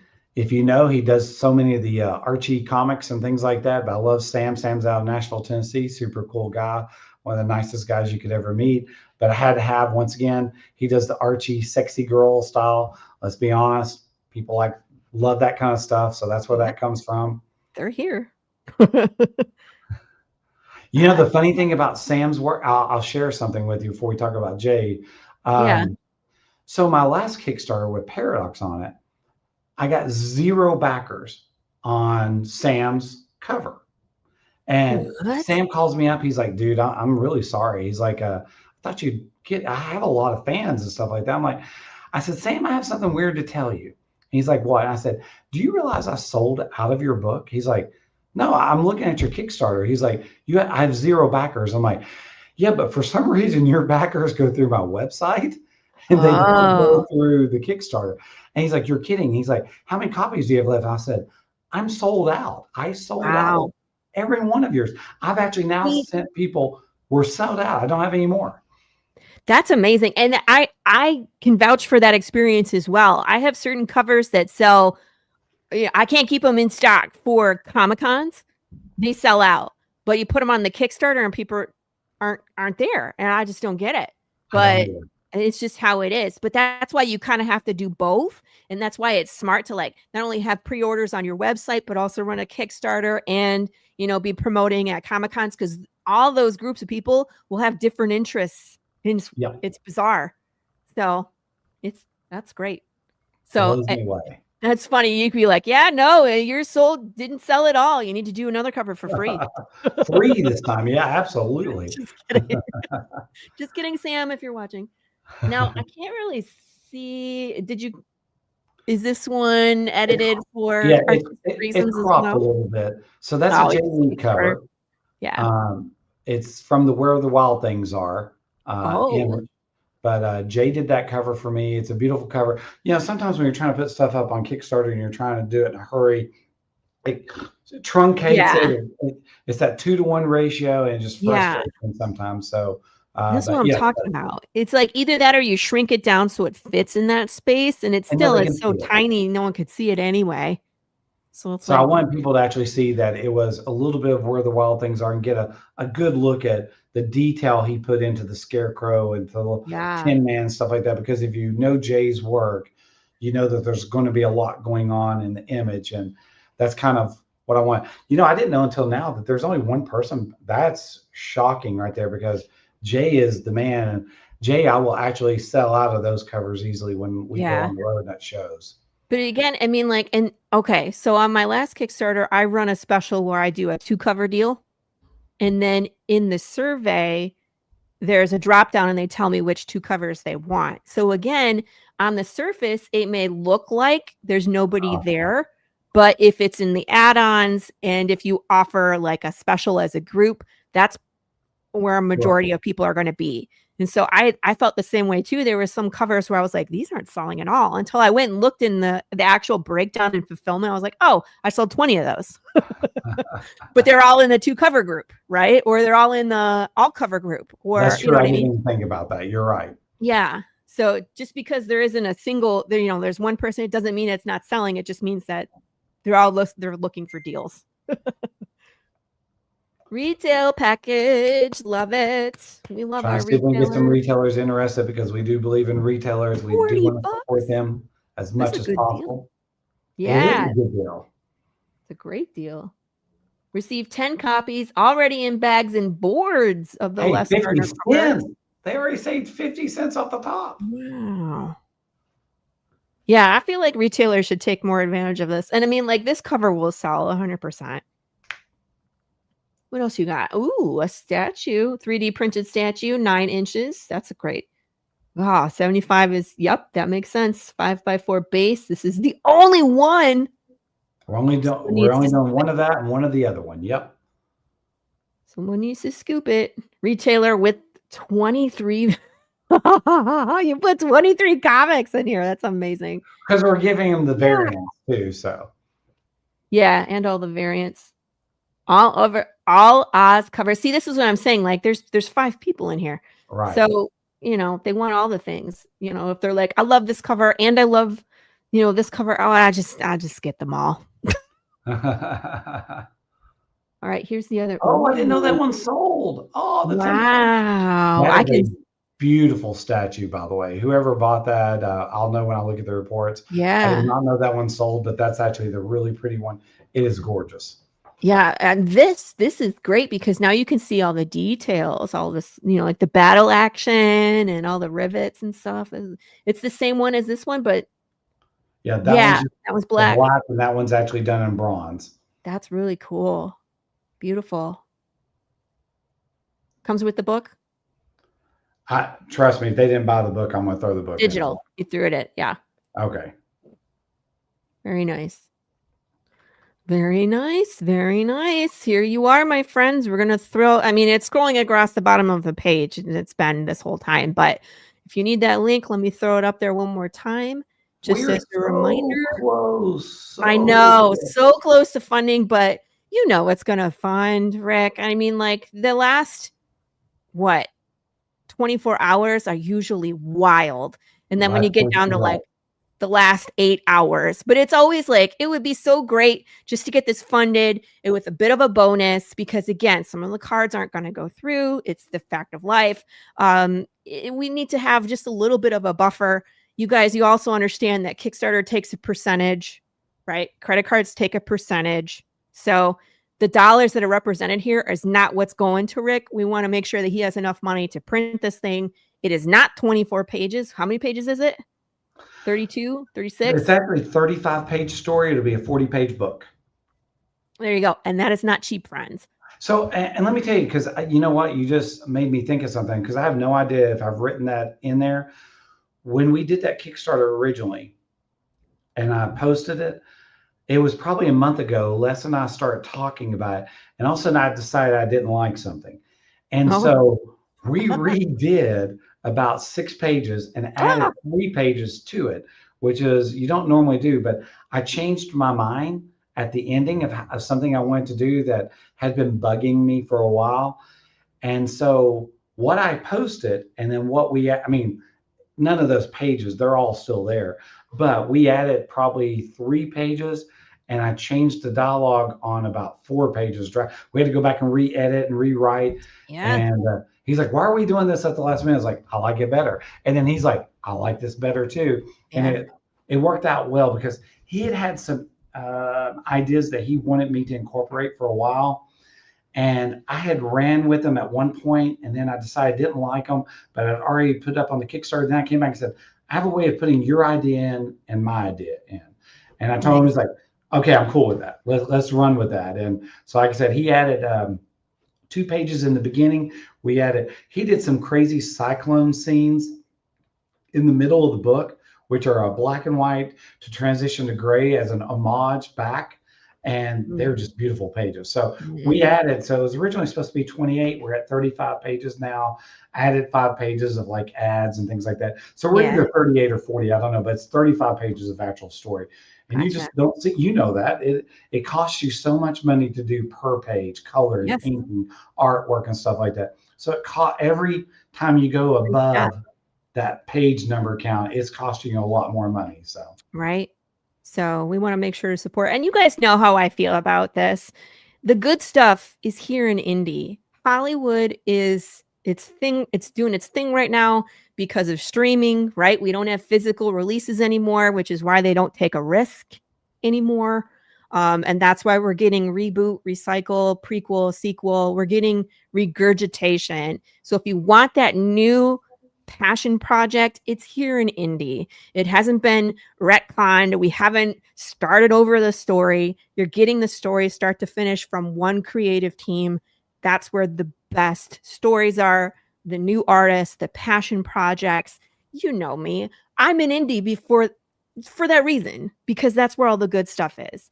But I would be remiss if I didn't play you one more video, because we all know when you're running a Kickstarter, it's that time where it just makes you crazy. And this is for you, Rick. I bet you tell me if this is what you're feeling. I think I'm bleeding. Am I bleeding? Ow! Ow! Nose and lips! Okay, ow.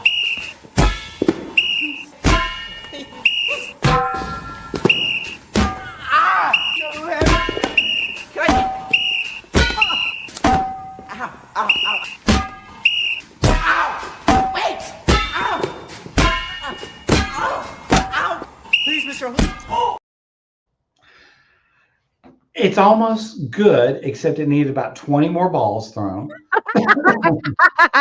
And a wrench. And a wrench. Oh, yeah, and a wrench. And then I always make a reference to that movie, Dodgeball. And I always say, if I don't go to the gym and work out more, I'm going to be him at the very end of the movie, Dwight. So, and you know the scene I'm talking about. Oh, my God. You gotta love that movie. I always quote, like, nobody makes me bleed my own blood. Like, oh my God, that is the line I use in my house almost every day. You gotta love it. You gotta love it. You gotta love it. All right, friends, I got one more thing I want to throw up here for you. Just as a reminder, this is live. We have the Fund Your Comic. This is the Goodbye to Romance. If you haven't seen this, Les has artwork in here. Gilbert has artwork in here. Lou has artwork in here. Gosh, it's gorgeous. It pays tribute to Ozzy Osbourne, which we all love and miss, and we're so sad to see him go. This is Gilbert's piece right here. And it's available. You can get it here, and proceeds go to help fund this show and all the other shows on Madness. It's just gorgeous. I'm going to pick up a copy. I'm going to support here, I think, because it's here and on Ingram and on Amazon. So again, support indie. These are all indie creators. This one, Lou. Which one is you, Lou? I haven't seen yours. Are you the bat, or are you I think you're the train. This one. I think this is Lou. Yes, Lou. Confirm. I believe this is Lou's. But there's so much good art. Yeah, train. This one. Crazy Train. Go get yourself a copy. Get one for someone for Christmas. Put it on. It's a coffee table book. It's beautiful. Again, what is not to love? It's Ozzy. It's indie art, and you're supporting the madness. Everybody wins. So, hey, one other thing. Yes. Oh, if Jamie anybody goes to Kickstarter and they type in "Gasp," that is our book that we are bringing. We're actually asking independent creators to be a part of it, and it's independence. It's true. Since you're promoting independence, I actually just sent William Russell a message and said, "Hey, why don't you put a story in Gas?" But so this is our Gas story that's also coming out. Les did this cover. I did the very first story. The second story is by Ben Fraser, a local artist, writer. He did the writing, art, coloring, all that kind of stuff, lettering. There's also a Les Garner story in this. It's Mama's. It's based on his Apocalypse Girl stuff. There's a scene from it. So our goal is by issue 3 is it's going to have 3 stories in it each. I don't want to do the lead story anymore. I just want to promote it. My goal is to promote independence. So by issue 3, it's going to have a feature story and then 2 short stories. And it's going to be like I said, different artists, different writers. If a writer doesn't have an artist, we're going to put them with an artist. If an artist doesn't have a writer, we'll put them together. If they do it all themselves, then awesome. It's kind of our love creation, if you will. It's a passion of mine because I really want to see more independence get seen. So we want to do the first 2 issues to show people that we were serious. But I've already got some submissions. I actually got a ton of submissions for issue 3 and 4 already, which is great. And what makes this cool is I've actually even set up a secret society because it became too much for me. And they actually read everybody's story or they look at all the art and they decide and they tell me if it's good enough to do it or not. And so that's what we're going to decide to run. Chris, you need to submit one right here. Chris is an excellent horror writer. His books scare the crap out of me, Rick. So the only rule we have, I'm glad you brought that up, is we have 2 rules. It has to be horror related. It cannot be, vigilante, because the whole thing Gas. We want to keep with the of what we're doing. And 2, if you give it to us while you own the rights out, 100% it's your character. If you create something, if Netflix comes talking, they come talking to you. You just can't publish the story that we put in there anywhere else, so that we have something unique and original. When we did the original Gasp, some of our creators understood that, some didn't, and they would send us reprinted stories like, no, we want original story. So we get to do the publishing on it, but everything else is, like I said, if it's your character and it takes off, makes millions of dollars, it's you that makes the millions of dollars. We don't want anything to do with that. We just want to create a 40-page anthology. It's 40 pages. Anthology that we're putting different writers, artists in and promoting them. And Gas, I threw it up there with 0 promotion, and I'm shocked that it shot up. Yeah. And people are submitting about 10 pages. 10 pages. So people ask me all the time, like, how many pages should I submit? And I sit there and say, here's the deal. I don't care. Ben's story is only 3 pages long. Now, it worked out that way only because Ben, I said, hey, can I put something in there? And I said, Ben, I really like your stuff. I said, I have 3 pages. I'm going to run for ads. He's like, I got it. I got 3 pages. So I asked most people to do 6 to 12 pages as a story. So it gives you a little bit of flexibility, because if I have to write a story to fill in, I can write the story around it. Right. Okay. So I look and see, like I said, by issue 3, my goal is to take somebody's story, take somebody else's story, add them together, see how many pages, and then whatever I need to do the 3rd story, either somebody has already written 10 pages, for example, or I write the 10 pages. I don't care. I'd rather not write it at all. I want to do the Oz story, and I actually have 2 books that are coming out next year, like novels. So I want all of that to get out. I just want to run with Gas because I like meeting the artists, the writers, hanging out with people. Hey, Laurie, you want to put a story in Gas? Well, yes, I do. Okay, see, there you go. That's what I want to do. That's what I want to do. All right, I'm back, Sis Dylan. Oh, good, just in time. All right, my friends, it's that time of the show. Rick, tell us your socials, where people can follow you. Obviously, go back the Kickstarter, you guys. That's a no-brainer. Kickstarter, if you type in Oz Nightmare, type in Oz, I think we're the only one up there right now. You type in Gasp, you find us as well. Going to resolutebliss.com and getting on our email list is the absolute best thing. But you can scroll down at the bottom of our page, and we have Instagram, Facebook, we have YouTube, all the stuff. We'll be putting this video up as well on our YouTube channel, but you can scroll down to the very bottom of our page. Yeah, keep going. You'll see it. It has all our social, all the stuff that we've got coming out. So you see, it's a lot of stuff Yeah. that we're promoting. Brides came out not too long ago, which did extremely well. That was Les's project. There we go. Paradox, Moonblade, Brides, Oz, Gasp, 42 Teeth, Raid. Lots of different stuff that's coming out. Yeah. And then at the very bottom, you'll see our a little bit more. Where'd it go? It won't let me go any farther. Oh, no. Cuts it It's off. got our cute little There. icons.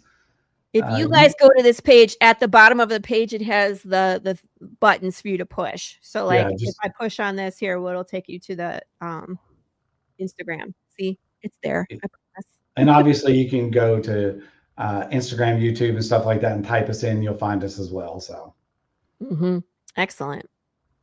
Well, that was easy. I like it when people make it easy to find you and find out about you. It was very easy for me to click on your socials and to find your Resolute Bliss and the names of your books. And it was very easy. And that's how it should be. People, you should be promoting yourselves on your social media. So if someone like me, you're going to be on the show, it should make it easy for me to go find all the things that you do. Because if I got to look hard, people can't find you. Exactly. I feel the same way. Right? Like if I can't find you, nobody else can either. So make sure that you are pumping yourself up. So, because again, it's like if you're going to be the most excited about your project. So if you aren't tooting your own horn, no one else is going to buy into it either. So you got to do it. You got to do it. Don't apologize for it. Don't feel bad that you're promoting on your own social. That's what it's there for. If people have a problem with it, tell them to F off. Sorry. Yeah, people expect that really. They want to see. They want to know. How else are they going to know? Right. I always talk about how in my neighborhood, I have an alternative lifestyle compared to most people in my white picket fence neighborhood. Most of the moms are, caring about Susie and Tommy, getting them to karate and book club and whatever. So when I'm in a group of ladies in the neighborhood on, sidewalk barbecue, and it's someone I haven't met before, and they're talking about, what they do for a living or stay-at-home mom, and then they get to me and they're like, what do you do? And I'm like, haha. You're right. but I gotta say, there's this group of ladies I made friends with. We were playing Bunko, which is a crazy dice game for moms. It's bizarre. You know about Bunko? I do. Okay, so lots of drinking and gambling for stay-at-home moms. It's bizarre. But one of them I saw at Halloween because she has two little girls. I have two little girls. And she was like, I know we haven't seen each other, but I watch everything you do on Facebook. Every time you post, every social media thing, every book that you're talking about. She's like, I had a blast watching you kill pumpkins. And I had no idea this person was following me. So that's my point is you do it and you're going to have followers that are quiet, that you don't know that are there. Right. So, but they're there. So. Anywho, Les does a great job of promoting his stuff every week on his show as well. So yeah, turn into the Drawstream with Les, 100%. And that, my friends, is the show. We're going to play some ads on the way out. Join us next week. Joffrey Cotton will be with us. Yeah, writer, creator, promoter, and book presser. Like he restores comics. So cool. Wow. So we're going to talk to him and see what's happening. I haven't had him on the show it's been over a year, I think. So we'll follow up and see what's popping on his end. Be excellent to each other. Kiss your babies. And we'll see you all here next week on the Tuesday Morning Brew. Hey, thank you very much for having me on.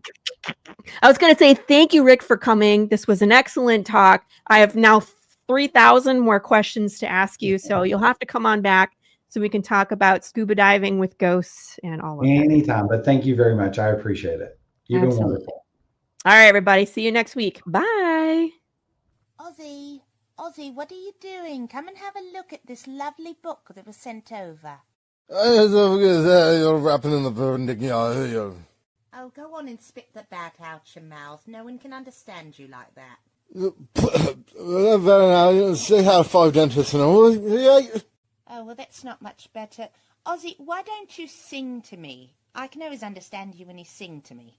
Fucking my brains. What is this my publisher sent me?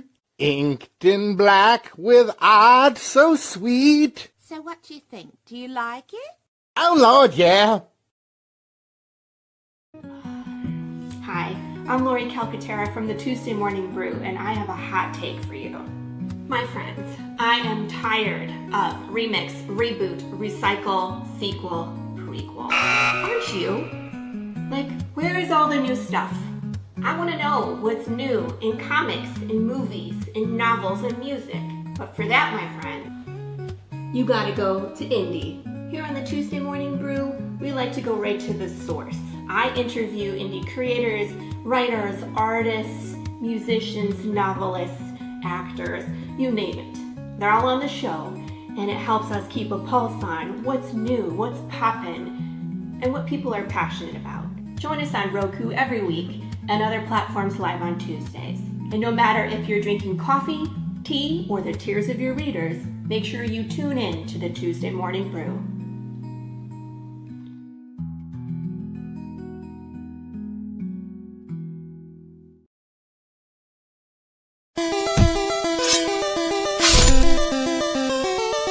Ooh.